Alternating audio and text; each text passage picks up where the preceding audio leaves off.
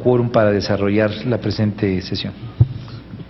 Como ustedes conocieron al momento de recibir la convocatoria a esta sesión, se tuvo la oportunidad de rolar el proyecto del orden del día. Yo le pediría al señor secretario pudiera poner a consideración de los señores senadores y de las señoras senadoras si es de aprobarse el orden del día después de darle lectura. Así es, señor presidente, la reunión de trabajo del día de hoy, 4 de diciembre del 2012, como ya usted lo comentó, los compañeros senadores y la senadora ya tienen el proyecto de orden del día. Consiste en lo siguiente: primero, lista de asistencia, declaración de quórum, mismo que ya se realizó, lectura y aprobación del orden del día, y el cuarto, que es el motivo que nos tiene aquí reunidos, la comparecencia de empleados superiores de Hacienda propuestos por el Ejecutivo Federal, ciudadano Fernando Portela Rodríguez como subsecretario de Hacienda y Crédito Público, ciudadano Miguel Mesmajer Linartz como subsecretario de Ingresos, el ciudadano Fernando Galindo Favela como subsecretario de Egresos y, por último, el ciudadano Aristóteles Núñez Sánchez como jefe del Servicio de Administración Tributaria. Yo le preguntaría, alzando la mano a los compañeros, si es que es de aprobarse la presente orden del día. Queda aprobada por mayoría del quórum presente, presidente. Muchas gracias, senador secretario. La mecánica para el desahogo de este procedimiento implica dos tiempos: uno, en donde les pediríamos a los licenciados presentes su participación y su presentación, y otro en donde la señora senadora y los señores senadores tendrían el uso de la voz para generar algún planteamiento a los distinguidos funcionarios, propuestas de funcionarios de Hacienda propuesta. Para esto les estaríamos concediendo el uso de la voz en un lapso de entre 5 y 10 minutos para que pudiesen presentar sus comentarios a esta comisión, y posteriormente estaríamos abriendo el lapso de preguntas y respuestas. En este sentido, le concederíamos el uso de la voz al doctor Fernando Portela Rodríguez en su calidad de propuesta para ocupar la subsecretaría de Hacienda y Crédito Público.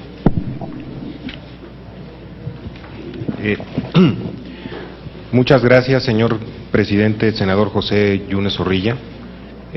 Muchas gracias, señora senadora, señores senadores, por recibirnos en este recinto y por recibirme en este recinto para el proceso de nombramiento para mi cargo como subsecretario de Hacienda y Crédito Público.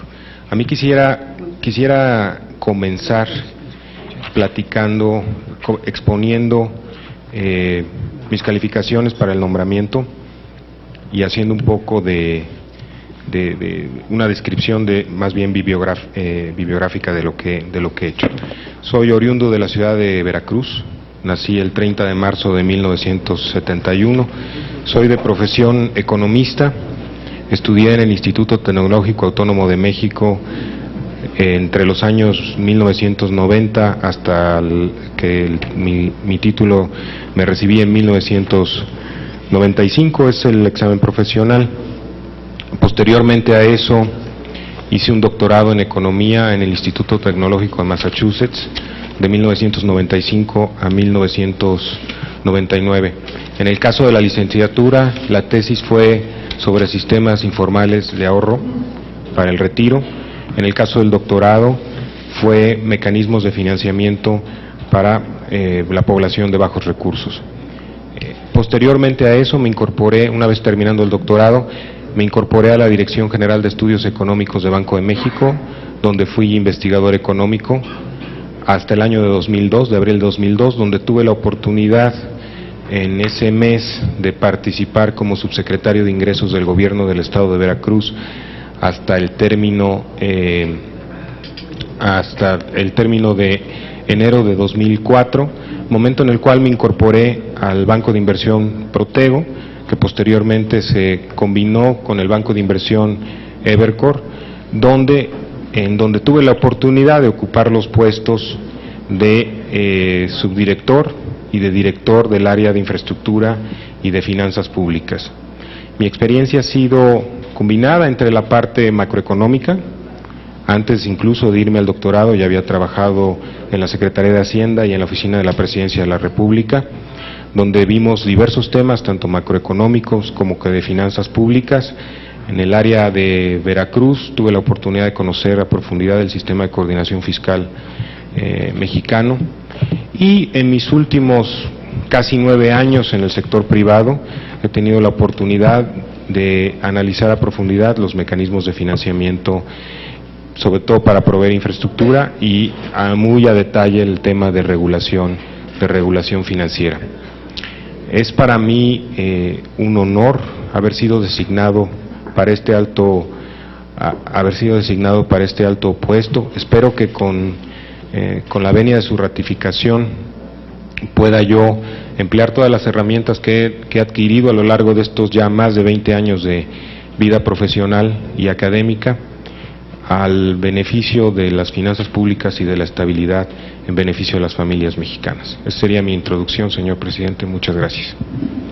Bienvenida a la introducción, doctora Portela, muchas gracias por los comentarios, y nos complace concederle el uso de la voz por el mismo lapso de tiempo, entre 5 y 10 minutos, al doctor Miguel Meshmajer Linartas, a quien le agradecemos la presencia y los comentarios.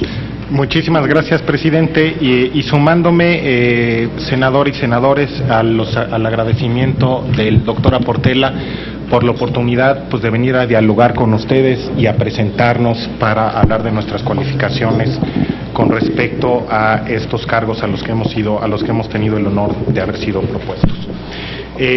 También haré una serie de comentarios biográficos desde el punto de vista de las calificaciones que yo tendría para poder estar ocupando el nombramiento de subsecretario de Ingresos en caso de que ustedes lo consideren conveniente. Soy originario de la Ciudad de México, nací el 14 de enero de 1972 y ya desde el punto de vista académico y profesional hice la licenciatura también en el Instituto Tecnológico Autónomo de México. Empecé ligeramente antes que el doctor Portela en 1989, terminé los cursos en 93 y me licencié en 1994. En 1994 asistí y comencé los estudios de doctorado en Economía en la Universidad de Harvard, terminando a inicios de 1999. Mi tesis de licenciatura fue un análisis sobre si el sistema bancario mexicano en su momento, en aquellas épocas cuando hice la tesis, hace ya bastante tiempo, consistía de un oligopolio y si habían prácticas oligopólicas. Mi tesis de doctorado fue sobre desarrollo regional, sobre lo cual continué yo escribiendo bastantes artículos, aún terminado el doctorado, muchos de ellos con el doctor Gerardo Esquivel del Colegio de México. Desde el punto de vista de mi trayectoria profesional, empecé trabajando cuando estaba terminando la licenciatura en la Secretaría de Hacienda y Crédito Público, primero en el área de crédito público, luego en Banca de Desarrollo. Después de terminar el doctorado regresé a la Secretaría de Hacienda y Crédito Público también como coordinador de asesores del subsecretario del ramo, donde me tocó participar, ustedes recordarán, en el primer blindaje que se hizo con vistas a la transición que se observó en el año de 2000, que de hecho fue la primera transición después de mucho tiempo donde no tuvimos una crisis asociada al cambio de gobierno. Entonces tuve la buena fortuna de estar participando con el equipo que armó el blindaje en ese momento.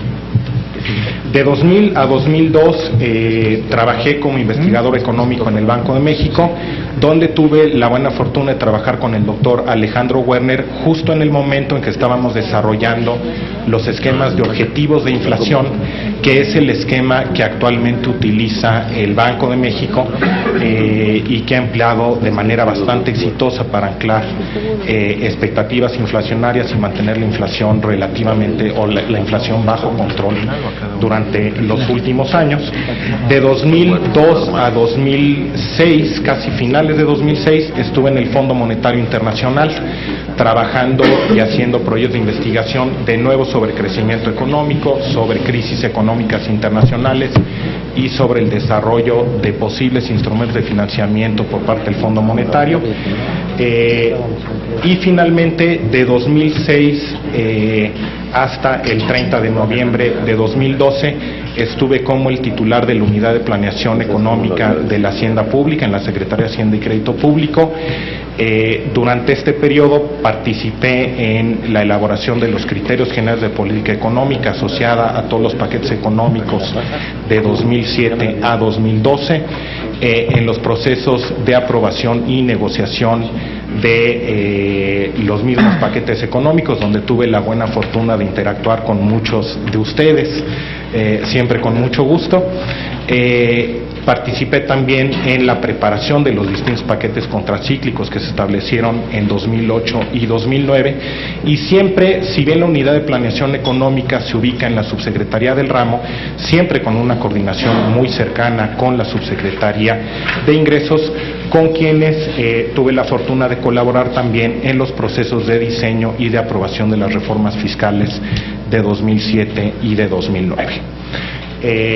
Habiendo dicho lo anterior, yo me sumaría al doctor Fernando Aportela en el sentido de que obviamente en el caso de que consideren ustedes oportuno la ratificación de nuestros nombramientos y el que nosotros estemos ocupando estos cargos, pues siempre habrá la mejor voluntad para, en un espíritu de diálogo y colaboración, pues estar en un contacto permanente con ustedes y siempre en un afán constructivo y con la idea de estar buscando los mejores objetivos y el mejor desarrollo de nuestro país, pues estar colaborando en las distintas iniciativas que ustedes consideran oportunos, y en ese sentido pues realmente estar buscando resultados adecuados para nuestro país. Muchísimas gracias. Al contrario, doctor, los agradecidos somos nosotros por la disposición, por la exposición. Le pedimos al licenciado Galindo Favela nos pueda también hacer partícipes de sus comentarios. Con mucho gusto, presidente. Para mí es un honor estar aquí con ustedes en esta sesión.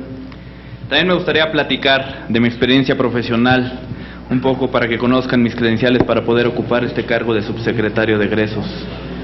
Senadoras, senadores, yo también soy economista del ITAM. Yo me gradué en el año 2000 con una tesis sobre la eficiencia del mercado económico en el mercado electrónico. En el 2001 entré al sector público como jefe de departamento en el Instituto para la Protección al Ahorro Bancario. En el IPAP trabajé hasta noviembre de 2005 como director de apoyos financieros, fecha en la que me incorporé al gobierno del Estado de México. De 2005 a mayo de 2009 tuve el honor de incorporarme a la administración del entonces gobernador Enrique Peña Nieto, en particular en la Secretaría de Finanzas, donde me desempeñé como director general de política fiscal y como coordinador de asesores del secretario de Finanzas. Ahí tuve la oportunidad de realizar estudios, pronósticos y análisis del impacto financiero derivado de reformas, iniciativas y de la evolución económica a nivel nacional y global. También tuve la oportunidad de participar en la elaboración del paquete económico del Estado, proponiendo las medidas de política fiscal a implementarse por parte del Ejecutivo Estatal. Determinar, de conformidad con la Ley de Coordinación Fiscal, el monto de las participaciones federales que le corresponden a los municipios, transparentando el mecanismo de distribución, así como la evolución histórica para cada municipio y fondo. También me tocaba observar y analizar la evolución de los ingresos propios del Estado, así como aquellos provenientes de la Federación, en plena coordinación con la Secretaría de Hacienda y Crédito Público. En septiembre de 2009 tuve el privilegio de ser invitado por el doctor Luis Videgaray como secretario técnico de la Comisión de Presupuesto y Cuenta Pública de la Cámara de Diputados. Ahí tuve el honor de participar con algunos de ustedes en la dictaminación de dos presupuestos de egresos de la Federación, los del ejercicio fiscal 2010 y los del ejercicio fiscal 2011. También tuve la oportunidad de participar en la dictaminación de dos cuentas públicas, la del año 2002 y la del año 2007. En marzo del 2011 me incorporé a la campaña del doctor Erubiel Ávila como secretario técnico de la campaña y posteriormente me incorporé a la campaña del licenciado Enrique Peña Nieto en la parte de políticas públicas. En los últimos 3 meses fui designado por el presidente electo como enlace con la Secretaría de Hacienda para la elaboración del paquete económico 2012. Estas son mis credenciales, señores senadores. Espero contar con su ratificación y va a ser un honor colaborar con ustedes en los próximos meses y años. Muchas gracias. Los agradecidos somos nosotros, licenciado Galindo Favela. Muchas gracias por la exposición y queda registrado todas estas credenciales muy pertinentes con respecto a la propuesta del titular del Ejecutivo de la Federación. Le pediríamos al licenciado Núñez Sánchez, licenciado Aristóteles Núñez Sánchez, pudiera distinguirnos con sus comentarios y su exposición. Con su venia, señor presidente. Muy buenas tardes, señores senadores. Es para mí un honor estar en esta sede de la soberanía del Senado de la República. Tengo el honor de haber sido designado por el señor presidente de la República, Enrique Peña Nieto, para ocupar el honorable cargo de Servicio de Administración Tributaria. Yo soy originario de la ciudad de Huajuapan de León, Oaxaca. Nací en 1969, el 21 de agosto. Tuve la suerte de venir a vivir a la Ciudad de México para estudiar dentro del Instituto Politécnico Nacional. Soy egresado del Instituto Politécnico Nacional en la licenciatura de Administración Industrial. Tengo especialidad en finanzas. Tuve la oportunidad de asistir a un seminario de técnica tributaria en Madrid, España, enviado por el Servicio de Administración Tributaria. Tuve la suerte también de estudiar un diplomado en impuestos en el Instituto Tecnológico Autónomo de México. Esas son mis cartas académicas y mi trayectoria profesional se la comento enseguida. Tuve la fortuna de ingresar a la Administración Pública Federal en 1991. Inicié haciendo servicio social en la Secretaría de Hacienda y Crédito Público en la entonces Dirección General de Recaudación. Tuve la suerte, al cabo de 2 años, de iniciar como jefe de proyecto, posteriormente como subadministrador de información recaudatoria. Posteriormente ocupé el cargo de director de evaluación regional. Enseguida ocupé el cargo de administrador de operación recaudatoria. Todas estas disposiciones dentro de lo que antes de ser SAT se llamaba la Dirección General de Recaudación. Tuve la suerte de ser fundador del Servicio de Administración Tributaria en 1996 y poder iniciar la carrera de trabajo en esta institución en 1997. Tuve la suerte también de trabajar en la Secretaría de Comunicaciones y Transportes dándole seguimiento a los compromisos presidenciales. Todas las obras de infraestructura y de telefonía eran obras que requerían de un seguimiento en el cual su servidor participaba. Posteriormente trabajé en el Instituto para la Protección del Ahorro Bancario. En el Instituto para la Protección del Ahorro Bancario tuve la fortuna de participar en la venta de Grupo Financiero Serfín, en coordinar la venta de Grupo Financiero Bancrecer, en coordinar la venta de acciones del entonces Banco Inverlat. Tuve la suerte de participar en la liquidación de varias instituciones financieras. Ese trabajo me permitió conocer más a fondo el sector financiero de nuestro país. Una vez que salgo del Instituto para la Protección al Ahorro Bancario, tuve la fortuna de trabajar en la Financiera Rural. En la Financiera Rural participé y lideré una compra de cartera de aproximadamente $300 millones en ese momento, a efecto de poder rescatar mucha de la cartera que tenía Banrural y que tenía que ser administrada por la Financiera Rural. Posteriormente recibí la invitación del entonces gobernador del Estado de México, licenciado Enrique Peña Nieto, para incorporarme como director general de fiscalización en el Estado de México, cargo que ocupé durante 6 meses. Me nombraron director general de recaudación, cargo que ocupé 1 año. Desde esa fecha hasta antes de ser designado por el señor presidente de la República, ocupé la subsecretaría de Ingresos en el Estado de México. En la subsecretaría de Ingresos modernizamos el sistema tributario. Todos los cobros que se hacían en la subsecretaría de Ingresos en 2006 eran a través de cajas y de tesorerías locales. A partir de 2007, todos los pagos que hacen los contribuyentes en el Estado de México se hacían a través de la red de sucursales bancarias. Todas las declaraciones son electrónicas. La facilidad de los contribuyentes nos permitió elevar el cumplimiento fiscal en el Estado de México. En 2005 los ingresos propios, el Estado de México cerró con 9,000 millones de pesos. En 2011 cerró con 26,000 millones de pesos. Tuvimos casi la suerte de triplicar la recaudación de los ingresos propios en el Estado de México en beneficio de las familias del Estado. Señores senadores, en caso de contar con su confianza y la ratificación para poder desempeñar el honor y el cargo que el señor presidente me ha conferido, créanlo que me conduciré con principios, con sujeción a las leyes y que trabajaré todos los días en beneficio de México. Muchas gracias. Agradecemos la participación del licenciado Aristóteles Núñez Sánchez, ayuda y aporta mucho para los trabajos y el motivo que nos convoca en esta comisión. Antes de pasar al segundo lapso de esta dinámica, me permitiría destacar la presencia de los señores senadores que nos distinguen hoy. En la Junta Directiva, el señor senador Carlos Mendoza Davis, secretario de la misma, igual que el senador Armando Ríos Peter.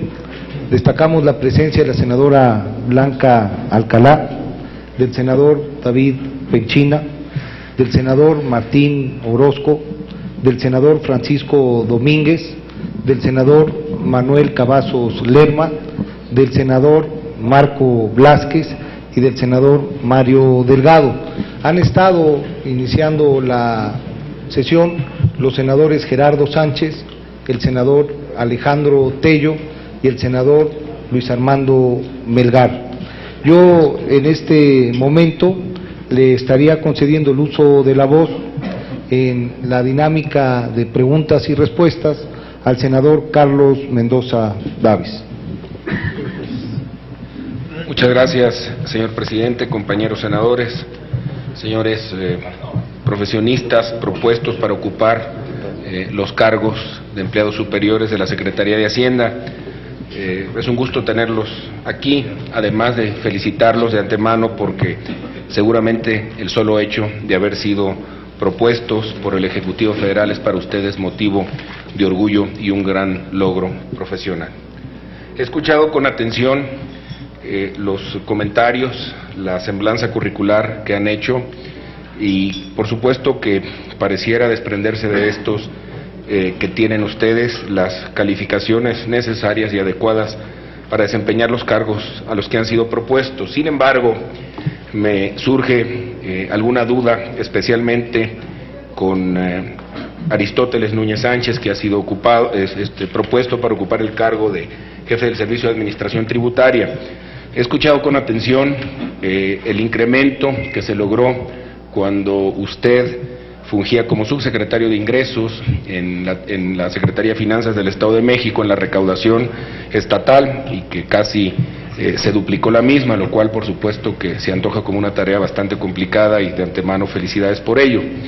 Pero manejar una tesorería estatal, por mucho que sea la del Estado de México, que si no me falla el cálculo debe ser la más grande, la más importante del país en términos de su dimensión, pues de todas maneras contrasta con el tamaño en términos de recaudación de lo que habrá de ser el Servicio de Administración Tributaria, más aún cuando una muy buena parte de la recaudación en México se da precisamente a través de las imposiciones federales más que las locales.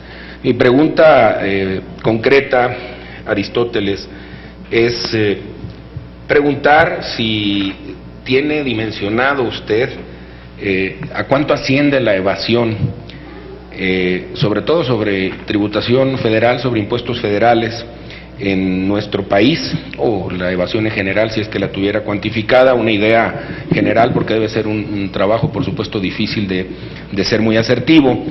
Y en su caso, por supuesto, ¿cuáles serían las estrategias que habría de implementar para disminuir la misma? Yo creo que han pasado muchas administraciones, ha habido alternancias de partidos y sin duda alguna pues la recaudación sigue siendo un tema y un gran reto, por supuesto, para nuestro país. Yo agradecería en ese sentido sus comentarios al respecto. Muchas gracias. Agradecemos la pregunta del senador Carlos Mendoza Davis. Le concedemos el uso de la voz al licenciado Aristóteles Núñez Sánchez para responder a la misma y ilustro a la mesa con la lista de oradores: Armando Ríos Peter, el senador Marco Blázquez y el senador Mario Delgado, y estaremos apuntando a los senadores que tengan interés en participar. Senador Francisco Domínguez y senador Martín Orozco. Tiene uso de la voz licenciado Aristóteles Núñez. Con su permiso, señor presidente. Gracias por la pregunta, señor senador Carlos Mendoza Davis. Hacer la precisión, si usted me lo permite. Tuve la fortuna de trabajar en el Servicio de Administración Tributaria desde su creación. Tuve la fortuna de entrar a la Secretaría de Hacienda y Crédito Público en la entonces Dirección General de Recaudación en 1991, haciendo servicio social. Salí de la Secretaría de Hacienda y Crédito Público y del Servicio de Administración Tributaria en 1998 con el cargo de Administrador de Operación Recaudatoria. Bajo mi responsabilidad en aquel entonces tenía yo 65 administraciones locales de recaudación que implicaban aproximadamente, incluyendo al personal notificador y ejecutor, 8,000 empleados. En la Administración de Operación Recaudatoria tuvimos la suerte de participar en mucho de lo que se logró en la primera gran transformación en la administración tributaria en este país. En la década de los 90, que fue cuando yo participé, logramos bancarizar el cobro de los impuestos en México.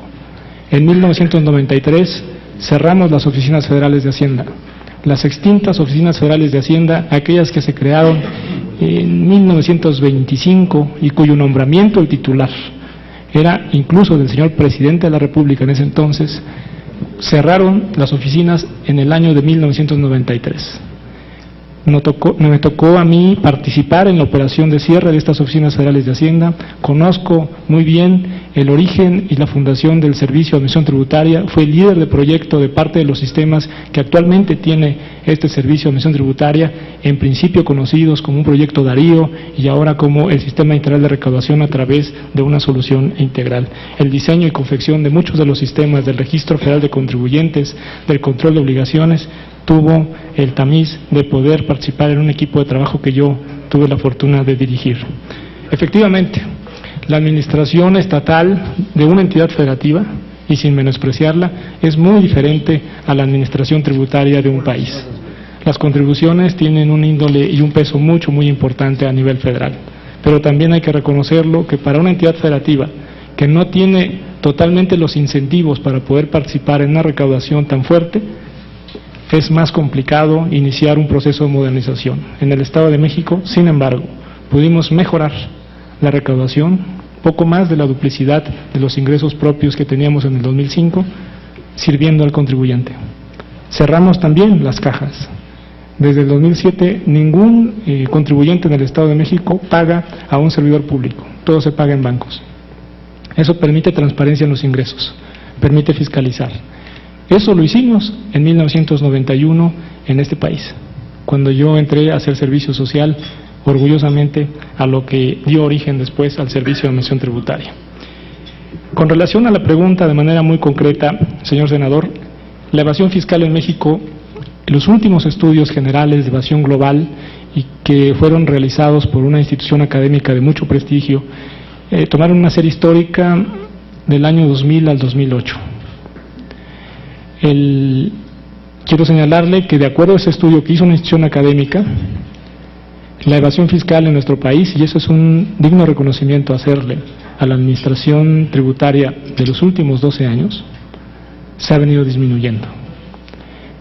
En 2008, que fue el último año de esta serie histórica revisada, la evasión ascendía a 2.6% del Producto Interno Bruto, calculada con una metodología que a ellos les permite conocer cuál sería el impuesto potencial a recaudar, tomando como base cuentas nacionales, tomando como base centros económicos y las tarifas que establece la disposición de cada año, contra una evasión fiscal que se tenía en el año 2000 de poco más de 4.6% del Producto Interno Bruto. Es decir, hay que reconocer que se ha disminuido a la mitad en estos 8 años que fue el estudio. Hay un ingrediente que no nos permitiría en este momento determinar si ese porcentaje prevalece. ¿Cuál es? La introducción del YETU. Mucha de la evasión que se registró en esta serie histórica del 2000 al 2008 se daba en el impuesto sobre la renta y otra gran parte la explicaba el impuesto al valor agregado. En el impuesto sobre la renta, el YETU permitió disminuir sin duda alguna este índice de evasión. Lo que hay que hacer ahora es refrescar este estudio para conocer en qué índice de evasión nos encontramos. el Servicio de Administración Tributaria puede incidir, porque además esa es su obligación, en facilitarle al contribuyente las declaraciones, la contabilidad, el pago de los impuestos y todas aquellas obligaciones de hacer y de no hacer que tienen establecidas las disposiciones fiscales. Y por otro lado, incrementar la percepción del riesgo.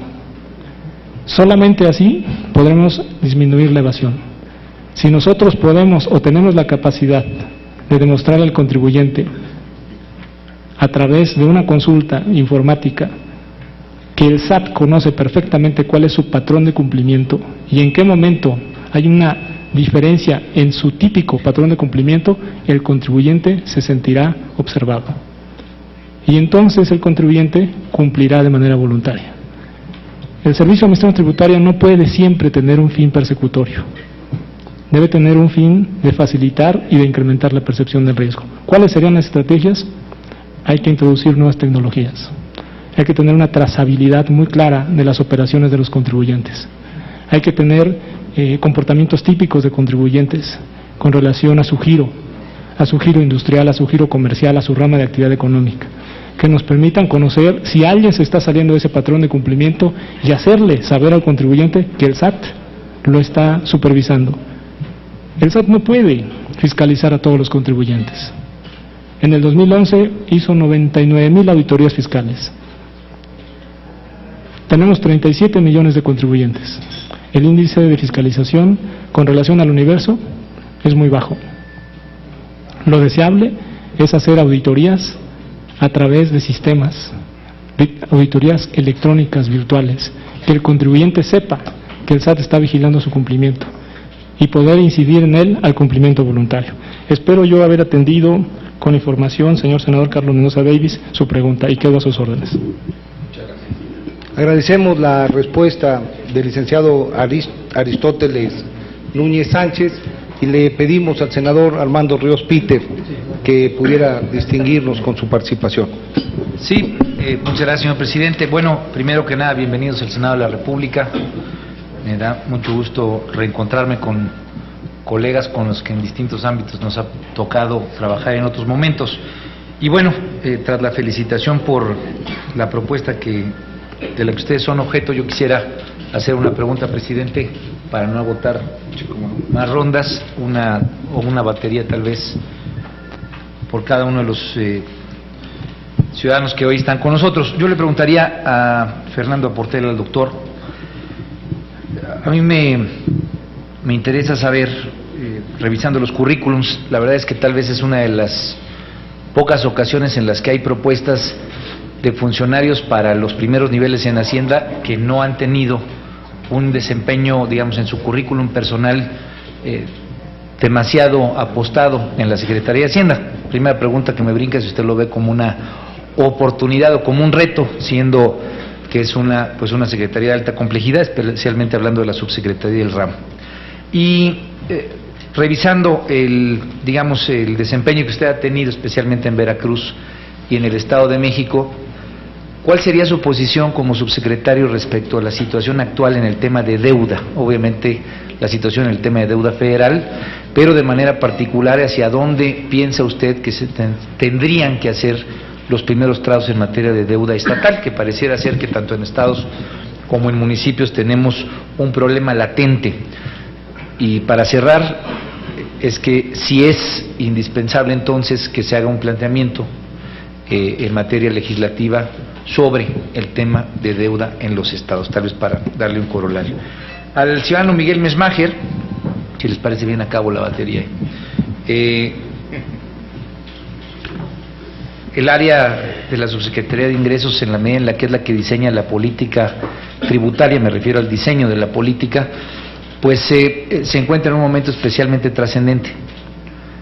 Ha habido un debate nacional alrededor del sistema impositivo y especialmente de los privilegios de los cuales gozan distintos sectores de la sociedad. La voy a dividir tanto en el ciudadano Mesmacher como con Aristóteles, que fue tan amplia su exposición que me generó algunas inquietudes que me interesa ahorita comentar. Pero, ¿cuál es la posición respecto al tema de consolidación y los regímenes especiales?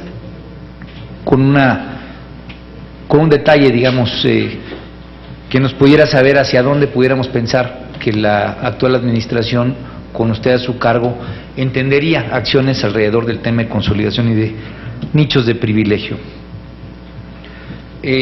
Al ciudadano Fernando Galindo, me consta su capacidad de trabajo, por lo menos de altas horas de desvelo en la Comisión de Presupuesto, pero recuerdo yo algunas pláticas que tuvimos cuando yo tuve la oportunidad de ser diputado, y de manera particular una de las principales inquietudes que teníamos los diputados y que me parece que actualmente se mantienen es que los diputados asignan presupuesto, se verifica, se vota, y después, conforme va pasando los meses y el año fiscal, Hacienda reacomoda a su antojo y de una forma tal vez un tanto cuanto oscura muchas veces, que es lo que ha decidido, definido, planteado la actual administración, siendo que ese era en aquel entonces una inquietud del secretario técnico de la Comisión de Presupuesto, y bueno, que ahora podrá ser, de acuerdo que así lo decía el Senado, un subsecretario de egreso. ¿Cuáles serían, digamos, las vertientes para evitar estas prácticas que a todas luces pues son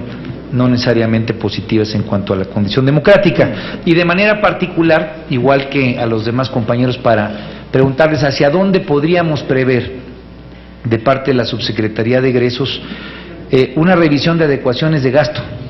Hay la impresión de que en este país se gasta mal, obviamente se gasta con mucha ineficiencia, y uno de los principales planteamientos que han estado en el debate y recientemente en el acuerdo que se firmó el pasado domingo es el readecuar el gasto. ¿Hacia dónde podríamos pensar o cuál es la posición de usted respecto a los casi 200,000 millones de pesos que significa el subsidio a las gasolinas? Un poco para tener una impresión sobre ese particular, y no me puedo dejar de lado la pregunta, si es que usted considera que los sueldos que actualmente tienen los altos funcionarios del sector público debieran disminuir. Lo digo porque me tocó ser funcionario hace mucho tiempo en Hacienda. Los funcionarios hacendarios tienen prestaciones buenas, y solamente quisiera oír la opinión si es que en esa parte especialmente se consideraría algo como política de reducción de gasto en cuanto a los sueldos de los altos funcionarios del gobierno federal, y obviamente pues acompasado con los de los gobiernos estatales, y lo ampliaría a los poderes de la Unión. Estoy hablando también senadores, obviamente ministros de la Corte. Y por último, al ciudadano Aristóteles Núñez, sabiendo de su desempeño en la Financiera Rural, del cual usted nos comentó y que me consta porque me tocó ser funcionario en aquella época, yo quisiera, así como usted nos plantea esta visión de incrementar la percepción del riesgo, de manera particular en el tema de campo, que usted conoce por haber sido funcionario de la Financiera Rural, ¿cuáles serían las áreas de acción de parte del Servicio del Servicio de Administración Tributaria, dado que en esa área pareciera ser que hay dos importantes nichos, en dos polos, los que se consideren nichos de privilegio respecto a grandes empresas que tienen todavía regímenes especiales, y especialmente respecto a los pequeños productores? Ambos, yo no sé si usted los está considerando dentro de esta visión de eficiencia en cuanto a la percepción de riesgo, y por dónde estarían algunas de las acciones que esperaríamos a su cargo. Muchas gracias, señor presidente. Agradecemos las preguntas del senador Armando Ríos Peter y rogaríamos las respuestas de nuestros distinguidos invitados en el orden en el que fueron aludidos. Gracias, senador Ríos Peter. Creo que las preguntas que usted me hace son muy relevantes, y déjeme tratar de responderlas con toda la atención que se merecen. La primera, sí pienso que es una oportunidad y un reto. Quisiera primero comenzar señalando un poco más del tema de mi biografía. Yo empecé, todavía estando de pasante en la carrera, empecé en la Secretaría de Hacienda, en la coordinación de asesores. De hecho, mi regreso a Hacienda, en caso de ser ratificado por ustedes, se daría justo 18 años después, algunos días. Pero ahí empecé. Y empecé en la coordinación de asesores, y eso sí me permitió. La coordinación de asesores tiene le da una gran oportunidad a los analistas, que es conocer todos los temas de la Secretaría. Posteriormente estuve un rato en Presidencia de la República, y luego, en realidad, todo mi Mi trayectoria profesional estaba encaminada al sector público. Regresé a Banco de México, también al área aquí con el doctor Mesmacher, todos los dos trabajábamos para el doctor Alejandro Werner, y tuve la oportunidad de irme a Veracruz y la patria chica siempre llama, y la patria chica la atendí. La atendí en la parte de los ingresos, conocí la parte de coordinación fiscal. Acabando ese trabajo, porque los trabajos de los estados tienen, como todos los trabajos, términos perentorios, tenía la oportunidad de regresar nuevamente a Banco de México o a esta institución, que era una institución privada, pero tenía la gran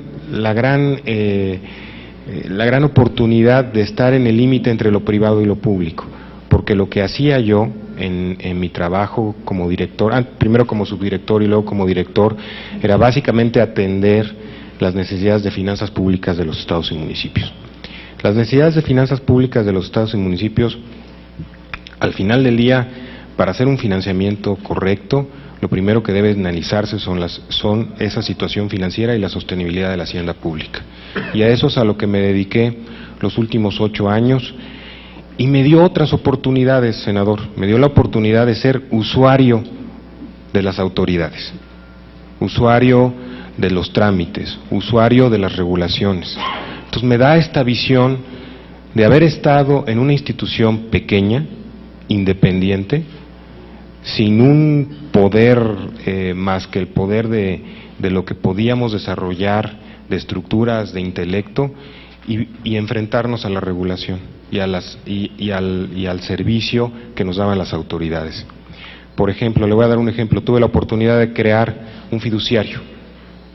La casa de bolsa de la institución donde me trabajaba no tenía fiduciario, teníamos la licencia, no teníamos fiduciario. Lo conseguimos crear, y ahí fue cuando conocimos todo el tema de regulación fiduciaria, por ejemplo, que es un tema que a mí, si ustedes deciden, y tengo el honor de recibir de su parte la ratificación, me tocaría ahora encabezar esos esfuerzos, sobre todo para promover esos temas donde yo veía y sentía que la competencia no era la adecuada para promover el sano desarrollo, sobre todo los intermediarios más pequeños. Entonces, yo lo veo más como una oportunidad. No es típico que esto suceda. Tampoco se hubiese logrado, senador, si no hubiese yo tenido un trabajo donde estaba justo parado en la línea entre lo público y lo privado, y poder, dentro de lo público y lo privado, conocer tanto lo bueno que tiene la administración pública, como las cosas en las cuales todavía falta mejorar para atender el mejor desarrollo del sistema financiero. En el tema de la deuda federal, ahí la verdad es que el manejo de la deuda federal ha sido prudente. Se ha logrado cambiar el tema de deuda externa, deuda interna de manera muy adecuada, con plazos mucho más largos, con costos financieros menores. El costo financiero se ha reducido en un punto porcentual del PIB durante los últimos años. En fin, el trabajo que se ha hecho, se ha aprovechado la oportunidad de la solidez financiera del gobierno mexicano para acceder al mercado en las mejores condiciones, tanto nacionales como internacionales. La parte nacional permite una menor exposición a variaciones de tasa de interés y al cierre de los mercados a nivel internacional.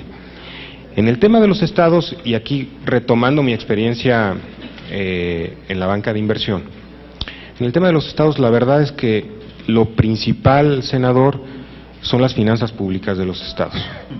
Lo que ha pasado con la deuda es un reflejo de la evolución de las finanzas. El sistema de coordinación fiscal básicamente hace que los estados y los municipios tomen mayores potestades, y eso ha implicado retos relevantes que en algunas ocasiones han generado desbalances en las finanzas públicas, cuyo reflejo natural es la deuda.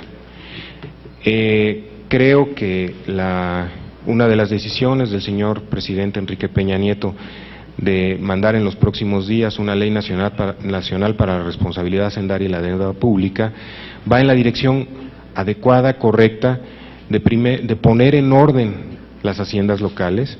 Poniendo en orden las haciendas locales, de manera natural, el endeudamiento tenderá a racionalizarse y a hacerse de manera más eficiente. Ese es un poco el reto. Las autoridades locales necesitan de este marco institucional para poder lograr el equilibrio en el mediano y largo plazo. Gracias, senador. Muchísimas gracias por su pregunta, senador. Con respecto al diseño de política tributaria, regímenes especiales, y me voy a atrever también a contestarle lo del subsidio de gasolinas, que normalmente cae en la cancha de la Subsecretaría de Ingresos. Como usted mencionaba, digamos, el presidente Enrique Peña Nieto ha mencionado ya que estará proponiéndole a esta soberanía una reforma fiscal. Y en ese sentido, justamente como usted decía, pues va a ser bien importante y va a ser necesario que tengamos un debate muy importante y un debate profundo y con buenas reflexiones, diálogo, participación de todos con respecto a pues el sistema tributario. Obviamente, digamos, no podría yo darle justicia a una discusión como esa, digamos, en una sesión como esta. En su momento, obviamente, le puedo asegurar que, pues en su momento habrá, y con toda la intención, pues un amplio análisis y diálogo con ustedes, con el objeto de revisar y, en su caso, en caso que ustedes consideren conveniente, pues ver qué reforma fiscal queremos y consideran oportuna. Yo creo que usted tiene toda la razón en enfatizar el tema de los regímenes especiales, ¿no? La verdad es que, digamos, estos regímenes especiales pues generan una serie de distorsiones, en muchos casos generan una serie de boquetes, en ocasiones se prestan para la evasión y la elusión. Y en ese sentido, pues yo creo que también hay que reconocer el que se ha venido trabajando justamente en venir intentando acotar algunos de estos regímenes especiales.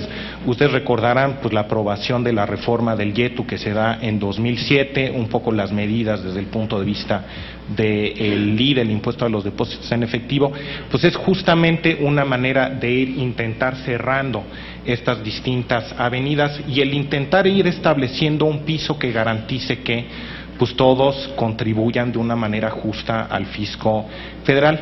Y en ese sentido, pues yo creo que va a ser bien importante el que justamente pues tengamos una discusión acerca de estos distintos regímenes especiales en el marco de la reforma fiscal que se llegue a proponer y en su caso, en caso que ustedes consideren conveniente aprobar. Entonces, en ese sentido, pues yo coincido con usted, pues va a ser un tema necesario que revisar. Yo le puedo asegurar que estaremos escuchando todas las opiniones de ustedes y en ese sentido, pues claramente este tiene que ser un tema que esté ahí presente y que se discuta con nosotros. Entonces, en ese sentido, con respecto a su pregunta de pues cuál es la opinión y si esto debe de entrar al debate, definitivamente sí, ¿no? Yo estoy totalmente de acuerdo y tenemos sí que seguir trabajando en pues ampliar las bases, en intentar asegurar un piso parejo de cumplimiento para todo, ir combatiendo la evasión, ir combatiendo la elusión fiscal, ¿no? Y eso tiene que ser una parte bastante importante de cualquier reforma fiscal que querramos hacer. La verdad es que pues digamos todos tenemos que hacer una aportación proporcional y justa, me parece, al fisco, y en ese sentido pues estos son temas que habrá que ver. Con respecto al subsidio de las gasolinas, yo le diría que comparto totalmente su opinión. La verdad es que el subsidio a las gasolinas pues en principio es una manera ineficiente de utilizar los recursos públicos. En general, pues el subsidio a la gasolina. Yo no di esa opinión. Bueno, perdón, está bien. Ahora, bueno, disculpen. Está bien, entonces permítame clarificar mi opinión sobre el subsidio a las gasolinas. En general, la verdad es que pues el subsidio a las gasolinas tiene dos cosas que a mi parecer son pues bastante indeseables. Una, es un subsidio sumamente regresivo. En general, cuando uno observa los resultados de la encuesta nacional de ingreso-gasto de los hogares y uno observa pues los niveles de consumo de gasolina por los distintos deciles de ingreso, pues uno observa claramente que implícitamente quien se lleva mayor parte del subsidio asociado a la gasolina, pues son los hogares de mayores ingresos, ¿no? En segundo lugar, obviamente, todos sabemos pues, los problemas ambientales, los problemas de cambio climático, los problemas de congestión que se generan también asociado al uso de combustibles, y en ese sentido también pues, la existencia de un subsidio de gasolinas tiene una serie de efectos negativos desde el punto de vista ambiental, de congestión, etcétera. Entonces, no que necesariamente haya una propuesta de gasto asociado a la reducción del subsidio de gasolina, pero claramente uno podría pensar en esquemas donde uno reduce el subsidio de gasolinas y con ello pues tiene recursos para incrementar transferencias a hogares de menores recursos y con eso compensar cualquier efecto en este sentido, o incrementar la inversión en transporte público, que son factores mucho más positivos y que implican pues, una mucho mejor distribución del ingreso. Entonces, en ese sentido, la verdad es que el subsidio de gasolinas tiene características claramente indeseables. Ahora, yo creo que vale la pena también revisar y reflexionar rápidamente acerca de cómo es que se generó este subsidio de gasolinas. Realmente, si uno observa, hasta alrededor de 2005, de hecho nosotros teníamos un IEPS ligeramente positivo, es decir, el impuesto a las gasolinas era de hecho positivo, y de hecho fue bastante grande durante periodos relativamente largos de tiempo. Por ejemplo, en la segunda mitad de los 90 había un impuesto positivo que representaba del orden de 1% del PIB más o menos. ¿Qué sucede? Digamos, había y ya venía habiendo una política de incrementos graduales en los precios de gasolina. De hecho, desde finales de los 80 no es realmente una política nueva. Si nosotros observamos la política de incrementos graduales en el precio de gasolina, realmente la excepción ha sido cuando no la hemos tenido. Realmente incrementos graduales en el precio es algo que hemos estado observando pues realmente durante los últimos 30 años en el país. Pero ¿qué sucede? En 2005 empieza una escalada muy fuerte en el precio del petróleo y por ende en el precio internacional de la gasolina. Como resultado pues, de un crecimiento relativamente elevado de la demanda en países emergentes que han mantenido un crecimiento relativamente elevado.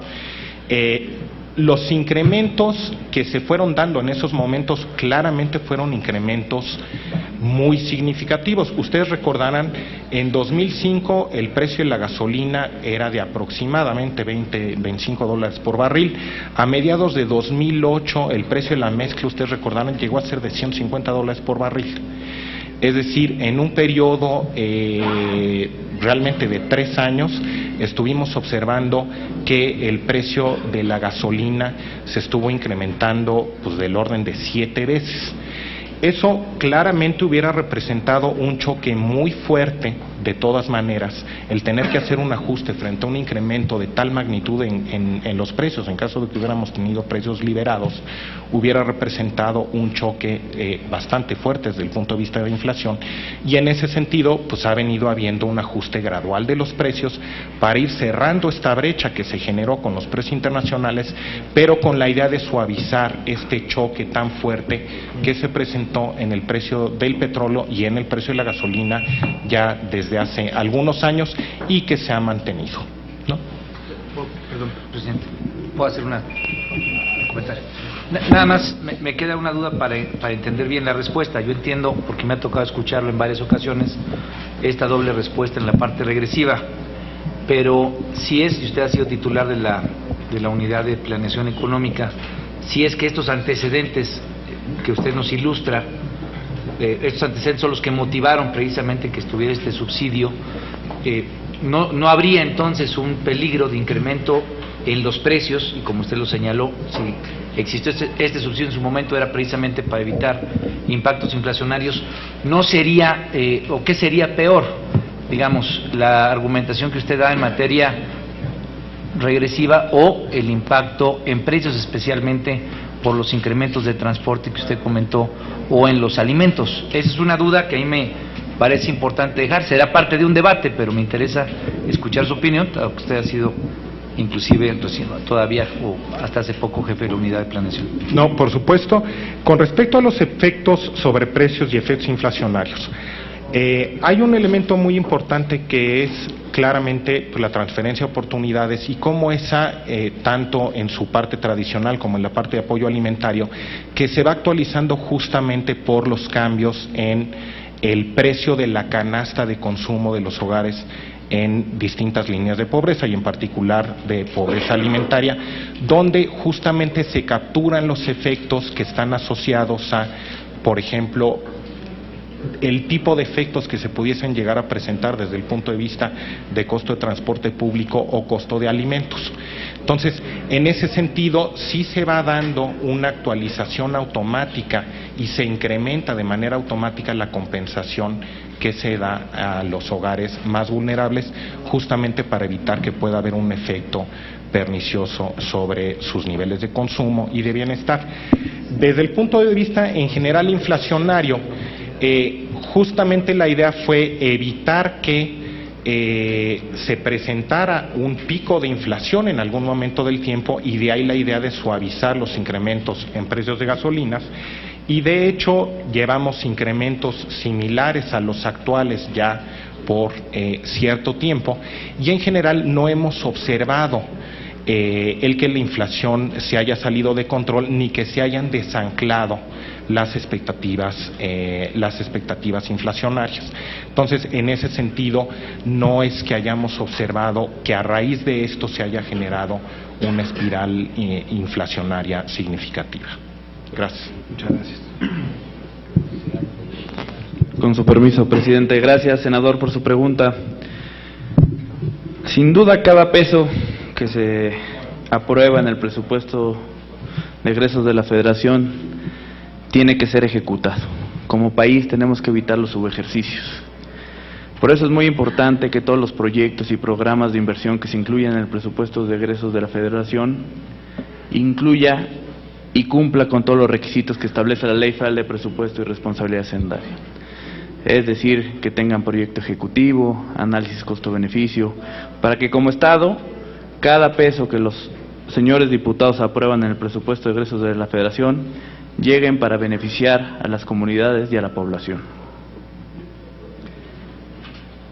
En materia de austeridad, creo que es muy importante mencionar que se tiene que hacer un diagnóstico profundo de la administración pública federal para poder identificar dónde están las duplicidades de funciones, duplicidades administrativas, y con base en ese diagnóstico poder hacer una propuesta seria de reducción de servicios personales, de gasto de operación, de modernización de la administración pública. Antes de dar una cifra de cuánto tienen que ser los servicios personales, tenemos que hacer un diagnóstico integral profundo que permita hacer eficiente el gobierno. No me gustaría pronunciarme entre si hay que reducir o no el sueldo de los funcionarios públicos.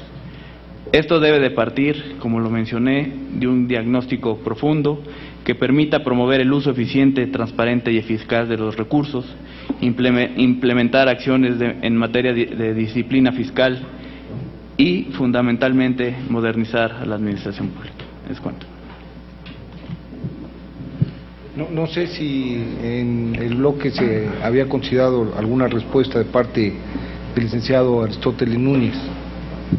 Sí, nada más para dejarlo en el récord. La pregunta no era si el tema de los subejercicios. ¿Qué es lo que habría la próxima administración que implementar para arreglar el problema de que se... Vamos, si lo comenta rápidamente y ordenamos el debate para poderlo desahogar con agilidad. Sin duda, lo que haría la próxima administración es garantizar que cada peso que apruebe la Cámara de Diputados se gaste de conformidad con la Ley Federal de Presupuesto y Responsabilidad Hacendaria y de conformidad con el propio decreto de presupuesto de egresos de la Federación. Muy bien. Le concedemos el uso de la voz al senador Marco... perdón. Señor presidente, solicito su autorización para dar respuesta a la pregunta del señor senador. Gracias.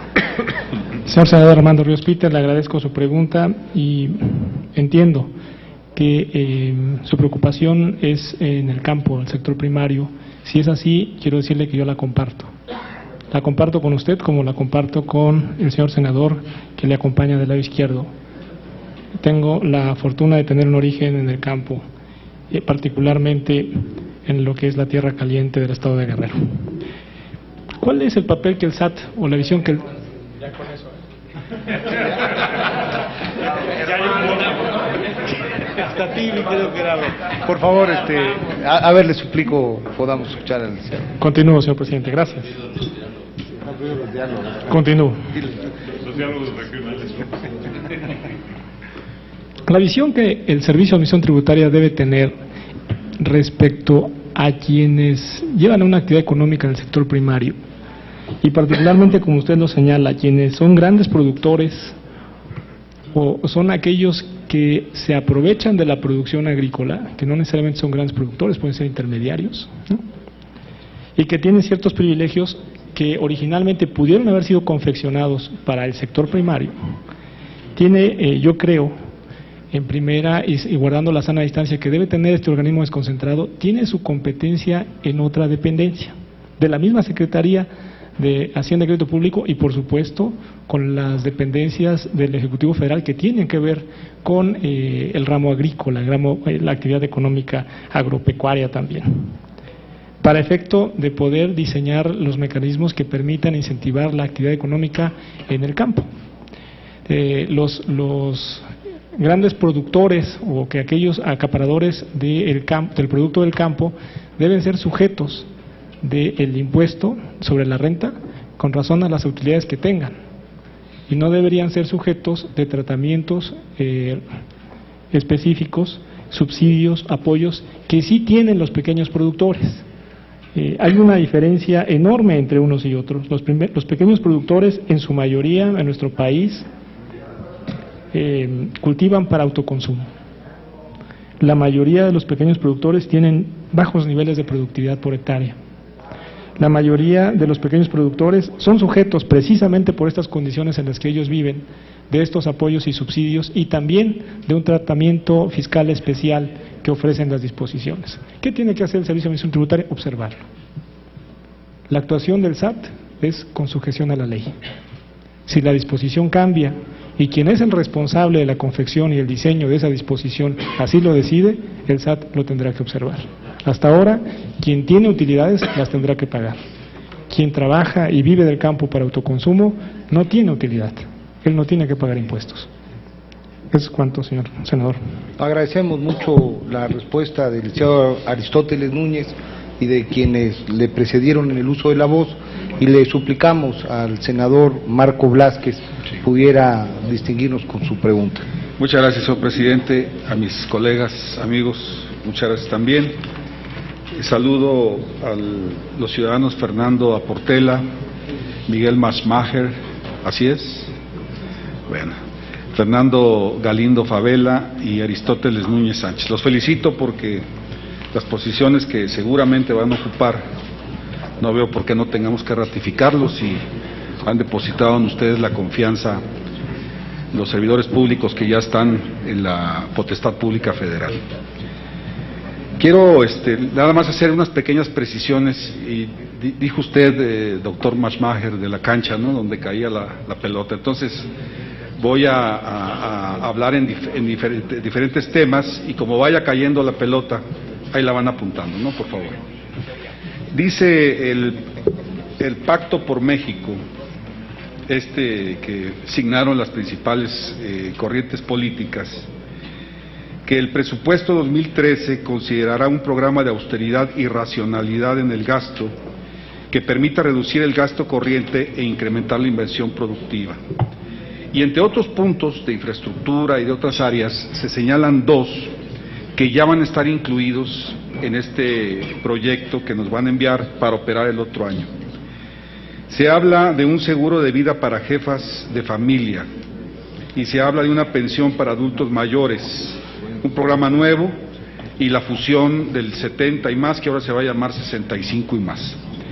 Yo quisiera preguntarles, ¿cuánto se requiere para cumplir con estos programas sociales y todo lo que tiene que ver con el Pacto por México y que será aplicable en el 2013. ¿Cuánto es lo que se requiere? ¿Cómo es la reforma hacendaria? Nosotros sabemos que el gobierno pues obtiene de ahorro u obtiene de ingresos. Ha dicho el señor secretario Videgaray que no va a haber aumento de impuestos. Yo quisiera que lo pudieran ratificar frente a nosotros.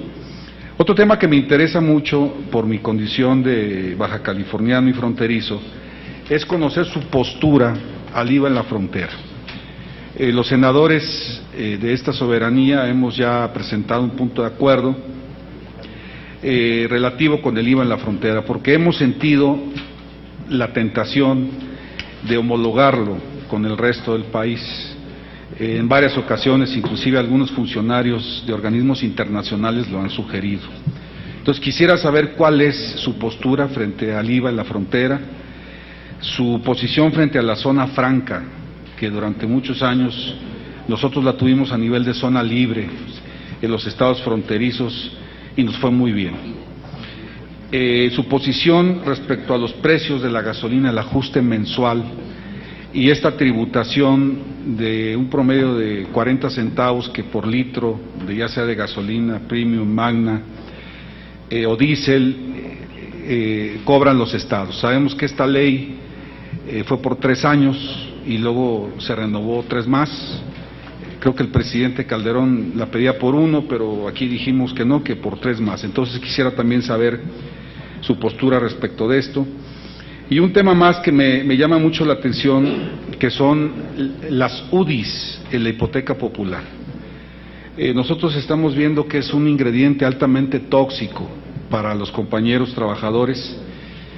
De origen, el sistema les hipoteca en veces de salario mínimo más intereses. Y si no alcanza el dinero, si no alcanza para cubrir el costo, el valor de la vivienda, ya no hablemos de la calidad constructiva y la política de vivienda, que es otro tema. Entonces se recurre a las UDIs. La UDI sabemos que es una unidad que se está revalorando diariamente, que en sus 16 o 18 años de función se ha triplicado en valor, pero además le incluyen un interés de 9%.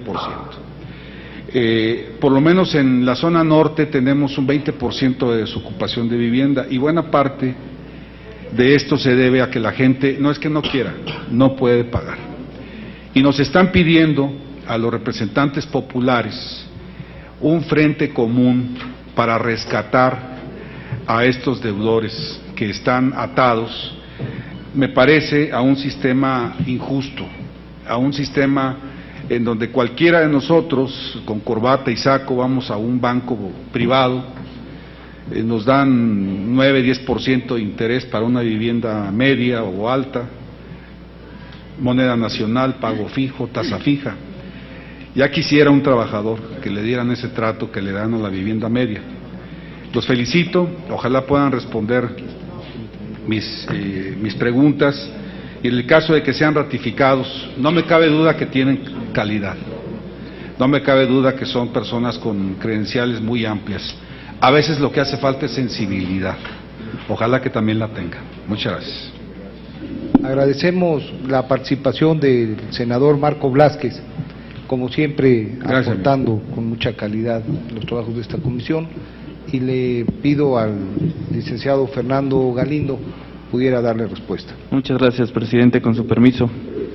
Para dar respuesta al primer comentario, quisiera comentar que el proyecto de presupuesto de egresos de la Federación es más bien el anteproyecto de presupuesto de egresos de la Federación es la herramienta de política pública que determina las prioridades de un gobierno.